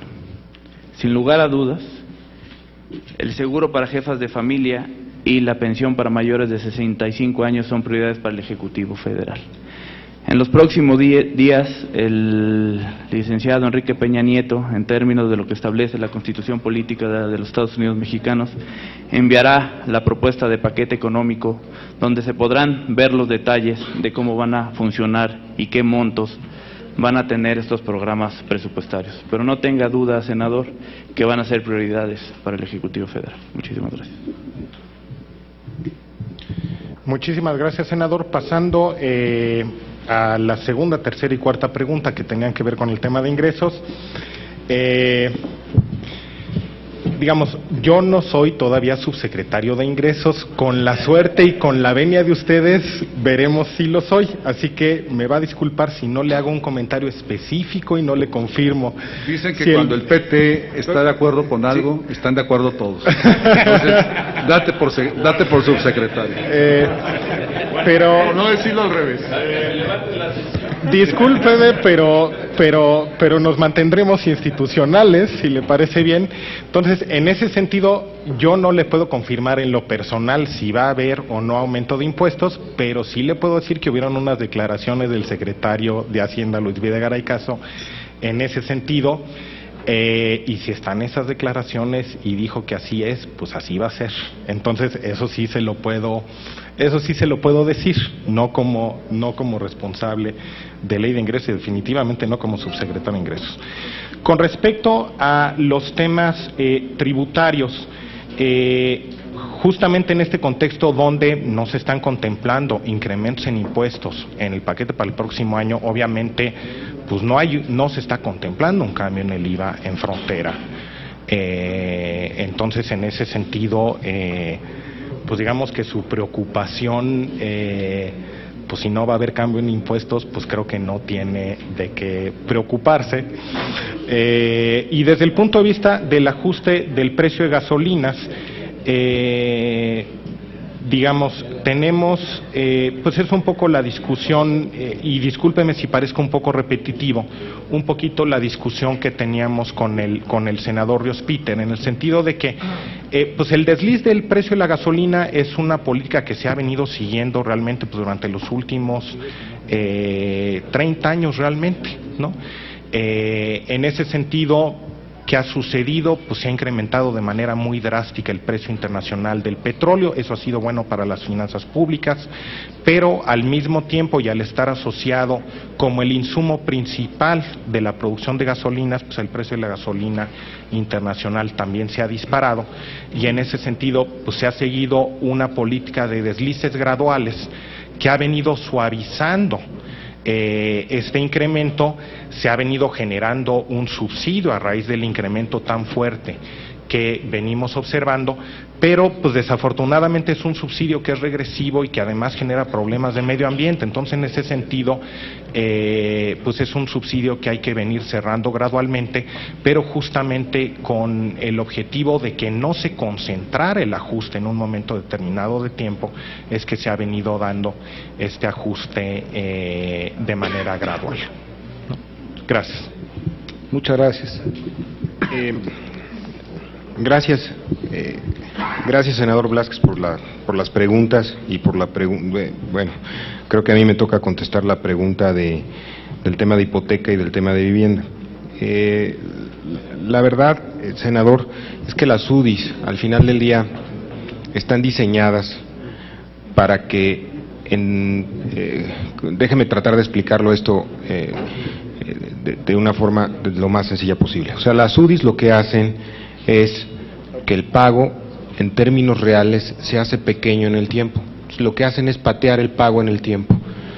Y la protección, pues es que pues como se patea el pago en el tiempo, sube con la inflación el pago. Entonces, en términos reales, pues la deuda sigue siendo del mismo tamaño y empieza a decrecer. Nada más que al principio las UDIs hacen por diseño que se pague muy poco. Es un mecanismo que funciona en la medida en que esté atado al crecimiento de los salarios mínimos, debería de en principio funcionar y tener una lógica económica financiera que le dé el beneficio a los trabajadores. Estoy completamente de acuerdo y en caso de contar con su ratificación, es un tema toral el tema de la vivienda que hay que trabajar, que hay que pensarlo muy bien y que hay que diseñar un esquema renovado para poder atender las necesidades de vivienda en los años por venir de los mexicanos. Pero sí es un tema que merece toda la atención por la problemática que usted ha descrito, senador. Muchas gracias. Muchas gracias por la respuesta. Le pediría al senador Mario Delgado que pudiera hacer su planteamiento. Muchas gracias, reiterarles la bienvenida y me da mucho gusto que estén aquí el día de hoy. Nos tocó compartir con algunos de ustedes desde las finanzas de la Ciudad de México, pues varias experiencias también con Fernando y con el Estado de México, y me da gusto que vayan a llegar funcionarios fiscales que traigan justamente esa experiencia, la experiencia de haber manejado las finanzas de un Estado, porque actualmente pues se presume mucho la estabilidad económica como uno de los grandes activos del país, pero no podemos ocultar que hay muchas dificultades en varios estados del país y en muchos municipios. Y esa, no quisiera decir crisis, pero sí esa difícil situación por la que están pasando muchos estados y muchos municipios, pues remontándonos a su origen, data pues de la crisis que se tuvo a nivel internacional en 2007 y en 2008. Y ahí quisiera preguntarle al doctor Miguel Mesmacher, que usted es responsable de la unidad de planeación hacendaria, y comenta usted que se encargó también del paquete contracíclico 2008-2009. Si recordamos aquella crisis, algo que nos afectó mucho a las finanzas de los estados fue que la Secretaría de Hacienda se tardó mucho en reconocer que iba a haber un impacto por parte de la crisis en la economía de nuestro país. De hecho, en 2007 y en 2008 prácticamente se negó que fuera a tener alguna implicación sobre la economía nacional, y todavía la unidad de planeación hacendaria pronosticó que para el 2009 íbamos a tener un crecimiento del PIB del 3%, y el PIB cayó, hay que recordar, menos 6%, o sea que hubo un error ahí de pronóstico de menos 9%. Y esto pues impidió que las entidades federativas tomaran medidas precautorias debido a la baja en las participaciones federales, pues que el no cambio de pronósticos cuando se veía que la economía mexicana ya incluso venía hacia recesión, entonces no pudimos ajustar nuestro gasto público, y a partir de ahí pues es cuando se empieza a registrar los sobreendeudamientos en muchas entidades federativas. Tenemos estabilidad económica, pero en promedio el crecimiento en esta administración es de menos de 2%, el endeudamiento llegó a casi 30 puntos del PIB, aunque no es preocupante a nivel internacional, sí hay un crecimiento relevante, y hubo cerca de 850,000 millones de pesos de excedentes petroleros. ¿Qué aprendimos en el manejo de esta crisis, doctor? ¿Qué lecciones nos dejó pues esa estrategia de no reconocer que teníamos un impacto severo en la economía nacional, el hecho de que teníamos a la economía más grande del mundo y el principal socio comercial de nuestro país en una crisis económica? Y cómo pues se vislumbra ahora pues, el impacto que se tuvo en las entidades federativas, aunque a nivel nacional pues se haya logrado tener ya este balance por estos ingresos excedentes y por el endeudamiento interno que se tomó a nivel federal. Entonces, ¿cuál es el balance? ¿Cuáles son los aprendizajes que tenemos hacia adelante? Quisiera preguntarle a Fernando Galindo.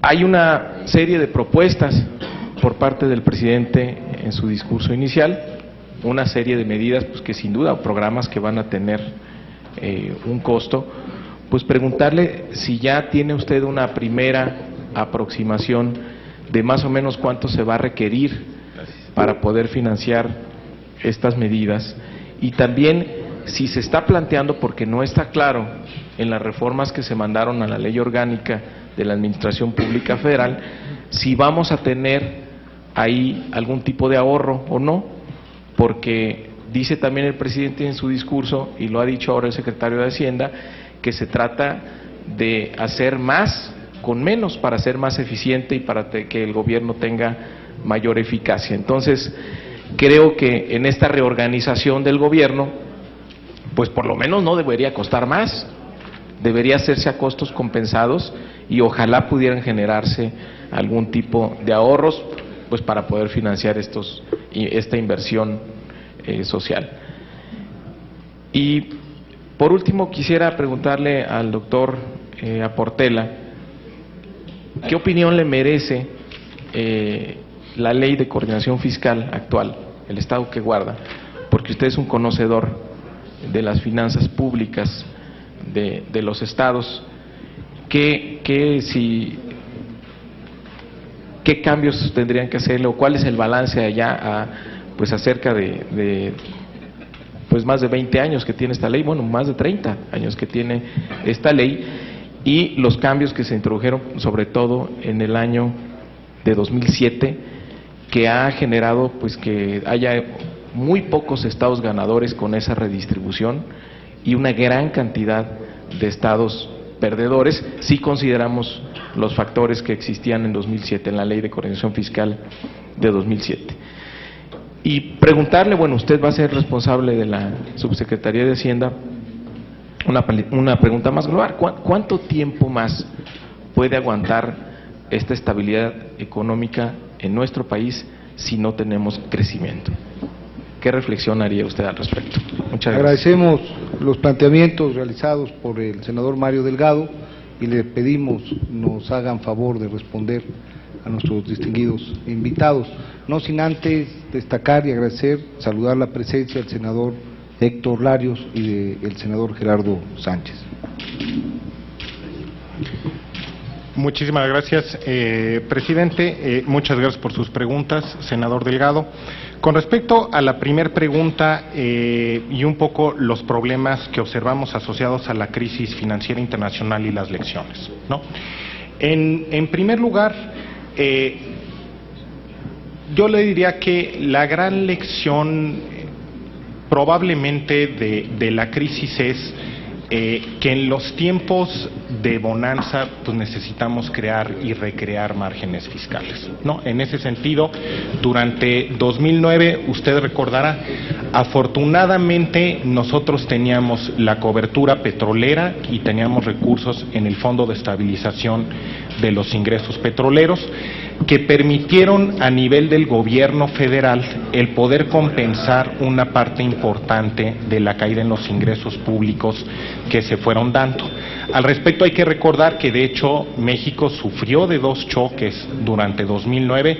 Un primer choque fue la crisis financiera internacional, otro choque fue que continuaba la caída drástica en la plataforma de producción de petróleo, que se conjuntó con una disminución importante en los precios internacionales de crudo. La caída en los precios internacionales de crudo se pudo compensar con la cobertura y una parte importante de la caída en los ingresos tributarios e ingresos petroleros por volumen se pudo compensar con los fondos de estabilización. En el caso de las entidades federativas, afortunadamente habían en ese momento recursos también en su fondo de estabilización, si bien claramente resultaron insuficientes. De ahí la necesidad que se estableciera un esquema de financiamiento vinculado al fondo de estabilización de los ingresos petroleros de las entidades federativas. Afortunadamente, una parte importante de los excedentes que se han venido observando en años posteriores, en particular asociados al derecho extraordinario de exportación de petróleo, se han venido depositando en ese fondo de estabilización, de tal manera que ese fondo pudo muy rápidamente pagar el endeudamiento que había tenido y que contrajo durante 2009 en medio de la crisis, y de hecho en la actualidad el Fondo de Estabilización de Ingresos de las entidades federativas, gracias a ese excedente asociado principalmente al derecho extraordinario de exportación, ha venido acumulando un saldo positivo que en la actualidad ronda un nivel cercano, digamos, han estado recibiendo aportaciones este año pues del orden de 20,000 millones de pesos.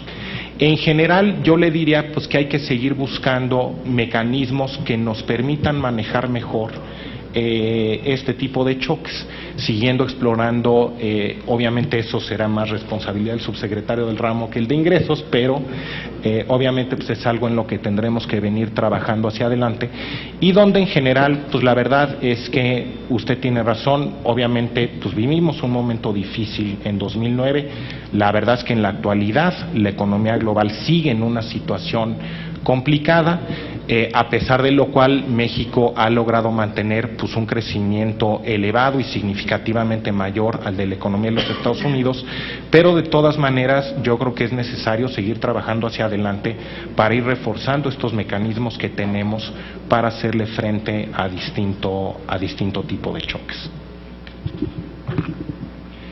Yo creo que... Con su permiso, presidente, muchas gracias, senador. Me gustaría comentar que como enlace del equipo de transición con la Secretaría de Hacienda, nos instruyó el presidente de que le sugiriéramos a la Secretaría de Hacienda que se incluyeran los programas prioritarios que anunció el día de la toma de posesión. Pero las características, montos y cómo se van a implementar se pudieran dar a conocer una vez que el Ejecutivo Federal entregue el paquete económico. Respecto al ahorro que se puede generar con la propuesta de reestructura, una vez que esté aprobada esta iniciativa de reforma, se pueden implementar los cambios dentro de la estructura orgánica. Tenemos estimado que no se va a tener una erogación adicional, sí creemos que se van a ahorrar recursos, pero eso se va a dar durante la realización de todas las modificaciones dentro de la estructura. Pero sin lugar a dudas, tenemos estimado que va a dar un ahorro, no sé si muy importante, pero no va a costar más esta reforma. Muchísimas gracias.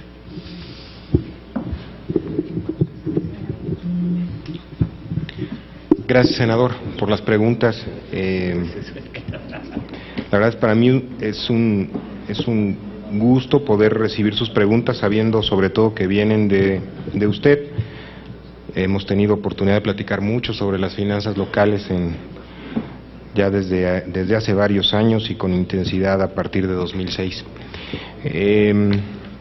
La reforma como usted sabe, la Ley de Coordinación Fiscal nace en 1980 con la introducción del IVA y básicamente nace en respuesta a tratar de establecer un mejor sistema impositivo en México, eliminar todos los impuestos en cascada que habían a nivel local y a cambio de la eliminación de los impuestos en cascada, la introducción del IVA y tener una participación sobre ese IVA. Después se sumó el impuesto sobre la renta y se hizo. La Ley de Coordinación Fiscal tiene el tema de que siempre ha sido un juego de suma cero, o puesto de otra manera, del tamaño de la cobija, y mientras la cobija no crezca más, pues los estados están jalando una parte y a alguien se le destapan los pies y a los otros no. La reforma que se hizo a finales de 2007 partía del supuesto básico de que íbamos a tener periodos de estabilidad macro a nivel internacional y no íbamos a tener un problema externo como el que se tuvo en 2009, sobre todo cuando se dio la caída del 6% que señaló senador. Eso retrasó las estimaciones que se hicieron en su momento en un escenario de estabilidad, hacían pues que todos los estados ganaran, excepto 2 de hasta abajo, a los cuales se les creó un fondo de compensación. La crisis retrasó eso y no alcanzó el mecanismo de defensa que se tenía en la ley, que era que se regresara al nivel nominal observado en 2008. Eso no alcanzó para favorecer lo que se ha estado dando. Ciertamente, en casos, el sistema de coordinación fiscal es un tema que debe revisarse, pero le diría también que debe revisarse la parte hacendaria. Viniendo de un Estado de la República, habiendo participado en un Estado de la República, siempre está el tema de cómo gastar mejor lo que recibimos, y esa parte del análisis creo que falta. ¿Cómo hacemos para que todos en conjunto gastemos mejor? Yo creo que de contar con su ratificación, senador, son temas en los que se debería de trabajar. En cuanto a la estabilidad macro, yo le diría que es y viniendo de la misma universidad, nos enseñaron las mismas cosas y nos metieron las mismas ideas, senador. a menos que haya tomado con otro profesor, pero con otros maestros, pero básicamente es una condición indispensable, una condición necesaria para favorecer el desarrollo. Afortunadamente, a nivel federal se cuenta con un marco jurídico que ayuda a trabajar en favor de la estabilidad macroeconómica, que es la Ley de Presupuesto y Responsabilidad Hacendaria. Ayuda, ¿por qué? Porque establece límites de déficit, establece también los mecanismos para regresar, se tiene que transparentar si hay una desviación, cómo se va a regresar a eso, y también establece cómo se tiene que recortar el gasto en caso de imprevistos. Entonces, es muy importante seguir la ley, trabajar todos los días en el tema de la estabilidad macroeconómica, porque sin estabilidad macroeconómica, la verdad, es muy difícil construir cualquier cosa en beneficio en el desarrollo. Entonces, esa sería mi respuesta, senador. Muchas gracias. Agradecemos las respuestas y le pedimos al senador Francisco Domínguez pudiera presentar sus preguntas. Gracias, presidente. Y primero felicitarlos porque están propuestos para una de las partes más importantes para el desarrollo de este país y sus 32 entidades. Yo en lo personal me gustó muchísimo la presentación de Miguel, te felicito. En lo personal, creo que Fernando aquí no debiste haber platicado de estar inmerso en campañas políticas de Erubiel Ávila, y yo lamento esa expresión en una mesa donde estás propuesto para ratificar. Sin embargo, si es ratificado, yo esperaría que de forma equitativa, de forma democrática, de forma de los ingresos que tendrá el posible subsecretario de Ingresos, puedas ser equitativo con estados y municipios en todo lo que se refiere a infraestructura de todo tipo.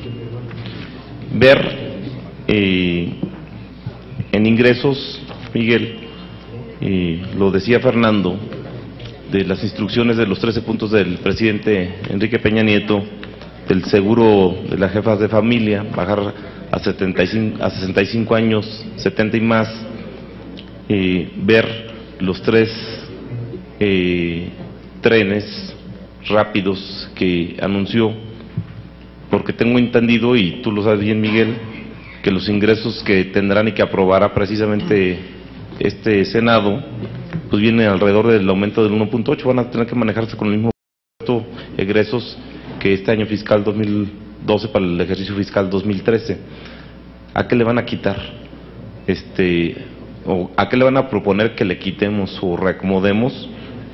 Y al final serán los diputados que tomen la palabra final, y preguntarle a Fernando Portela cuál va a ser la propuesta para que los estados capten más, y municipios, más recursos, y no dependan siempre de la federación o de estar encima de la federación, que sean recaudadores de impuestos, porque hemos visto estados que ya eliminaron la tenencia, todos cobran el impuesto sobre la nómina, otros sobre el turismo en los hoteles. ¿Y qué más podría proponer ustedes para que los estados, ayudados evidentemente con la federación y ayudados con el gasto que bien pudiera proponer Fernando, se hagan mucho más cosas en los estados y municipios y en todos los sectores sociales, tanto en toda la política social que acaba de anunciar el presidente Peña, y el campo me preocupa muchísimo. Ya mencionaba Aristóteles, y también dijiste una frase que no me gustó en lo personal, que se llevan los productores agropecuarios el dinero. No. Hay subsidios para el campo porque nos metieron a competir con los americanos, con los canadienses, de golpe, con 10 años de desgravación, y hay que, igual que lo hacen los americanos, lo hacen con el Farm Bill y los canadienses con sus cupos de producción y son estables. Pero creo que a lo mejor sí podríamos redireccionar, pero aquí nadie se lleva nada. Es un subsidio hacia el campo mexicano por haber entrado a competir. Yo lo decía hace poquito en el debate, no puedes poner a producir un lechero mexicano contra un lechero canadiense, no puedes poner a producir un productor de maíz de Sinaloa con un productor de Carolina del Norte.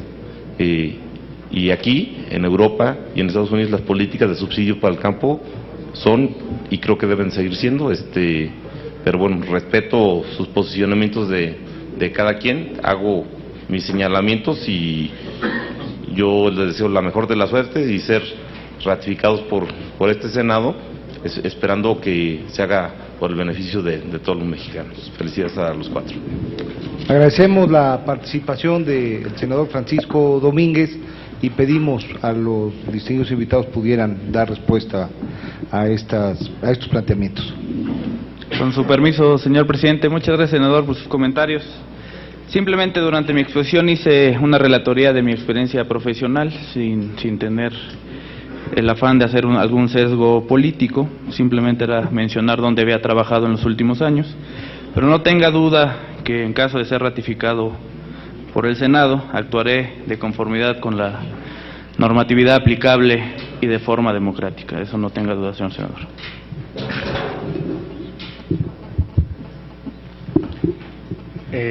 Senador, pues muchísimas gracias por los buenos deseos. Para comentarle un poco, claramente, como ya comentaba el licenciado Galindo, obviamente pues el presupuesto es algo en lo que todavía se está trabajando. En ese sentido, obviamente pues nosotros no somos todavía subsecretarios. Y en ese sentido pues tendremos que esperar a ver si somos, ¿no? Perdón. Y en ese sentido, con respecto al detalle de los temas de gasto, pues realmente es algo que todavía se sigue trabajando. Ahora, desde el punto de vista de lo que probablemente terminaremos viendo en el paquete económico, y eso ya lo mencionó de hecho el secretario Videgaray, lo más probable es que veremos pues un crecimiento de los ingresos similar de la economía, más o menos, ¿no? Que es lo previsible, y obviamente pues que termine siendo un presupuesto relativamente austero, y eso ya lo dijo el secretario Videgaray, ¿no? Un poco pues dónde van a entrar algunas de estas cosas, o cómo tienen que entrar, ¿no? Obviamente pues habrán algunos espacios que se generen por gastos que se fueron dando de manera estacional, por ejemplo pues las elecciones, el gasto fuerte de las elecciones que se hace en 2012 es un gasto que no se repite y eso te genera cierto espacio. Hay algunas cosas que van terminando ciclos, etcétera, entonces pues eso generará también algunos otros espacios. Y finalmente, si usted observa, pues el gasto público ha tenido un crecimiento relativamente elevado durante los últimos años, y en ese sentido pues esa es una discusión que muchas veces hemos tenido pues sobre la necesidad de ir buscando medidas de racionalidad y mayor eficiencia en el gasto sin que eso afecte ninguno de los resultados objetivos desde el punto de vista del mismo. Entonces, en ese sentido, pues se estará haciendo un esfuerzo, como mencionaba ya Fernando, pues de austeridad, de rendición de cuentas y de mayor eficiencia, y aprovechando también algunos de estos espacios que por su naturaleza se van a estar generando en la medida en que van pasando procesos dentro de los cuales, por ejemplo, pues están las elecciones de 2012. Gracias, senador, por la pregunta. Yo quisiera empezar comentando de un ejemplo de un municipio del país, el municipio de Querétaro, donde con las mismas herramientas... ¿Esa es pregunta directa? ¿No? ¿Por alusiones? ¿Es por alusiones? No, por favor, permitimos. De manera directa, el señor presidente municipal en su momento, con las mismas herramientas que se tienen, logró darle la vuelta a las finanzas municipales en tiempo récord, logró subir la calificación del municipio, logró limpiar la deuda, sin ningún cambio a nivel nacional de legislación, haciendo las cosas bien en predial, haciendo las cosas bien en agua, teniendo sobre todo en Querétaro se llama secretario de Finanzas, un muy buen secretario de Finanzas en el municipio de Querétaro, el ingeniero Manuel Alcocer. Entonces, yo le diría, senador, que hay experiencias exitosas con las mismas herramientas y hay experiencias desastrosas. Entonces, ¿qué necesitamos para favorecer o para propiciar las experiencias exitosas? Ahí es donde yo le diría, se tiene que hacer una discusión muy seria de que eso que sucedió en Querétaro, ese caso de éxito de Querétaro, pudiéramos replicarlo más a nivel nacional.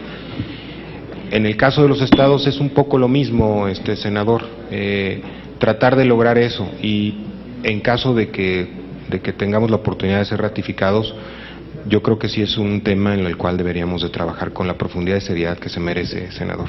Gracias. Yo no sé si sabía, por lo que veo no, ese presidente municipal de Querétaro era yo y el secretario de Finanzas era Manuel Alcocer, ya tiene mi voto. Eso, así era, ya lo sabía. Adelante. Licenciado Aristóteles Núñez, por favor. Con su permiso, señor presidente. Agradezco, señor senador Francisco Domínguez, su franqueza y que me haya hecho saber el comentario que usted expresa. Se lo agradezco de corazón. No. Quiero señalarle que en ningún momento me referí a no apoyar las políticas al campo. Al contrario, todo lo contrario. Todas las políticas que beneficien a la gente del campo, yo las participo como ciudadano. Como ciudadano, no tengo ahorita el papel de jefe del Servicio de Administración Tributaria y no tampoco confeccionamos diseñamos políticas para el campo. Le agradezco también en lo que vale su felicitación. Gracias. Agradecemos las respuestas y le pediría al senador Martín Orozco que nos hiciera favor de plantear sus propuestas. Ya. Muchas gracias, buenas noches, felicidades a los cuatro, una gran responsabilidad que tendrán para que Miguel ya me conteste como si fuera subsecretario. Sí, Miguel, muchas gracias, felicidades, como si fuera subsecretario. Una de tus experiencias es el conocimiento en crisis económicas sexenales, comentaste al inicio. Pues espero que no pongas en práctica ninguna de esos conocimientos ahora que vas ingresando, ¿sí? Todos creemos que no, por esa gran responsabilidad que van a tener. Otra que dices es las reformas fiscales de 2007 y 2009. El presidente de la República anuncia una reforma para el próximo mes de febrero. ¿Deberá contemplar el tema de la tasa única en el IVA? Es una pregunta nada más. Aquí para Fernando Aportela, es el tema que ya habían comentado, el tema de cómo fortalecer el federalismo hacendario, ¿cierto? La gran responsabilidad de los estados y municipios, pero qué mecanismos o qué podríamos trabajar en conjunto. Yo estoy presidiendo la comisión y seguramente tendríamos que trabajar mucho en este tema. Y felicidades a los cuatro. Agradecemos la participación del senador Orozco y les pediríamos nos hicieran favor de dar respuesta a los planteamientos. Muchísimas gracias, senador, por las felicitaciones. Solo por su instrucción me pondré en un caso semi-hipotético. Con respecto al tema, exactamente, como dice, muy bien dicho, senador. Con respecto a las crisis sexenales, la verdad es que, digamos, yo le diría durante los últimos 20 años, pues ha habido una coincidencia en la necesidad de cuidar a las finanzas públicas, a las cuentas externas y al sistema financiero del país, la verdad, ¿no? En ese sentido, la verdad es que se han venido fortaleciendo las finanzas públicas, como mencionaba el doctor Aportela, pues se ha mantenido un nivel de deuda pública en orden, se ha venido alargando la madurez, se ha sustituido deuda externa por financiamiento interno de largo plazo, a tasas que eran absolutamente impensables hace 15 años después de la crisis del 94-95, ¿quién hubiera pensado que el gobierno podía emitir a 30 años a tasas de alrededor de 6,5%, era francamente impensable. Tenemos niveles históricos de reservas internacionales que, junto con la línea de crédito flexible, que por cierto se acaba de renovar, implica que pues tenemos una disponibilidad de liquidez internacional de casi 3 veces lo que había en 2008, estamos hablando del orden de 220,000 millones de pesos.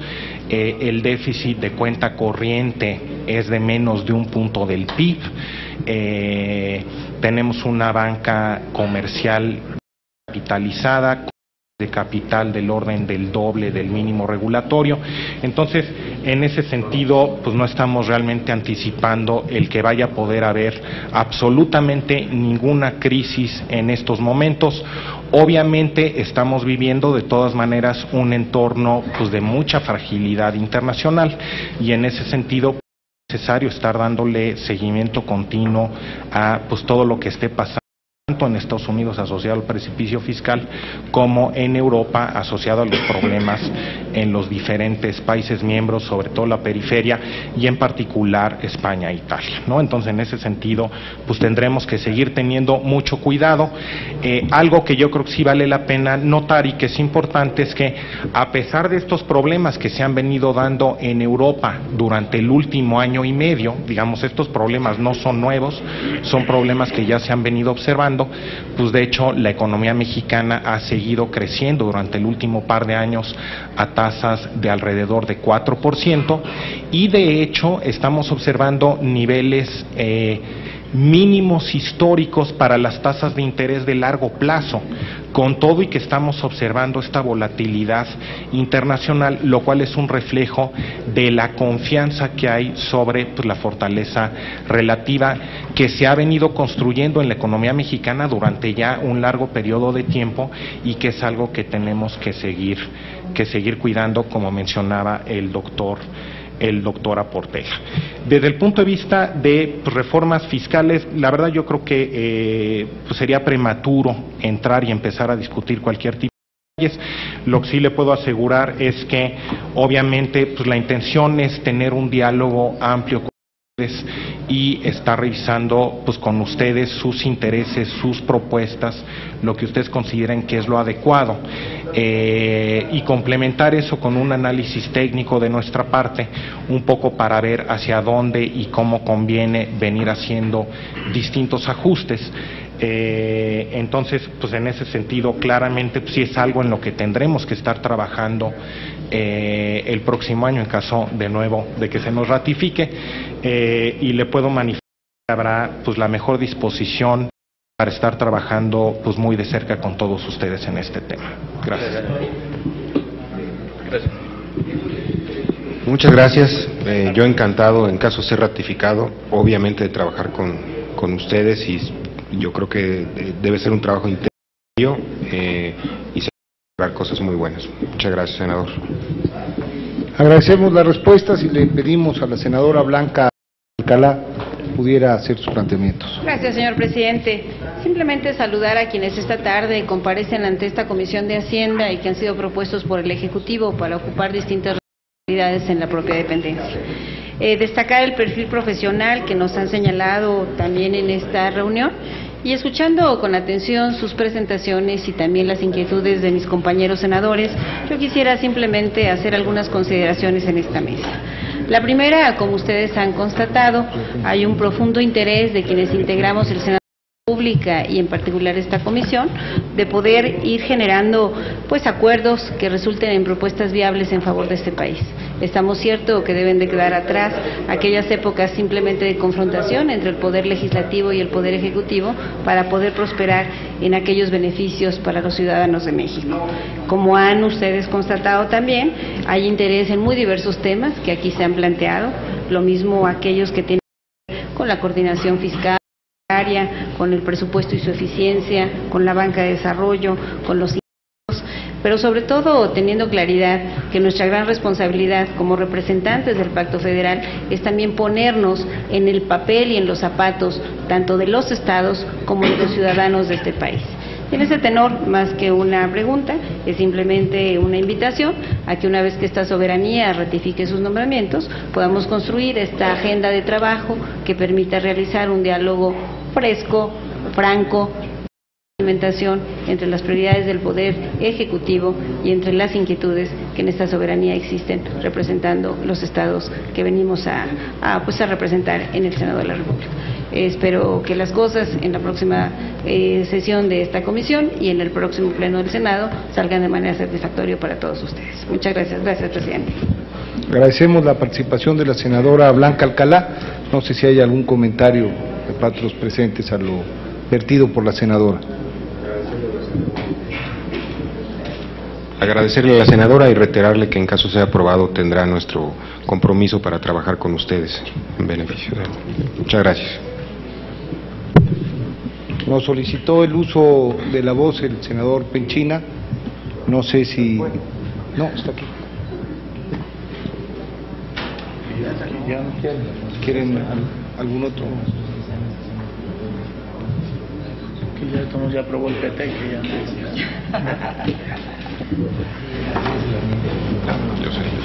Bueno, yo quisiera, a nombre de los integrantes de la comisión, agradecer la participación, la disposición, que mucho ha enriquecido el juicio que esta comisión pueda vertir en términos de su decisión, del doctor Fernando Aportela Rodríguez, del licenciado Fernando Galindo Favela, del doctor Miguel Mesmajer Linartas y del licenciado Aristóteles Núñez Sánchez.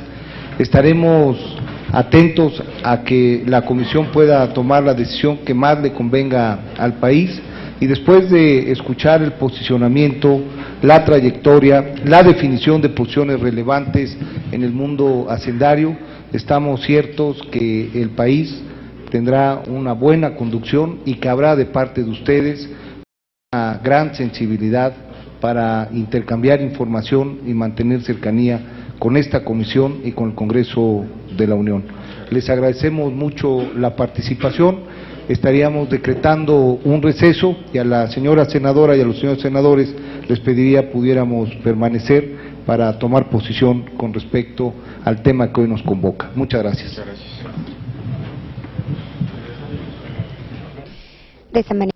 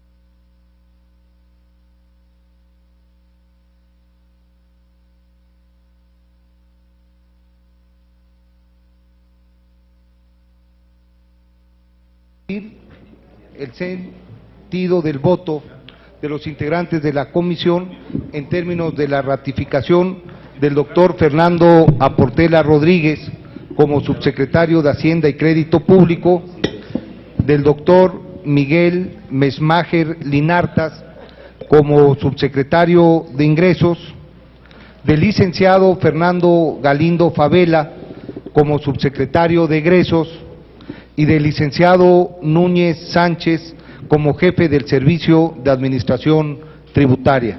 Sí, con su venia, señor presidente, le preguntaría a los miembros de esta comisión si les parece bien, para hacerlo en términos nominales, el sentido de su voto respecto a los 4 ciudadanos que han presentado audiencia el día de hoy frente a esta comisión.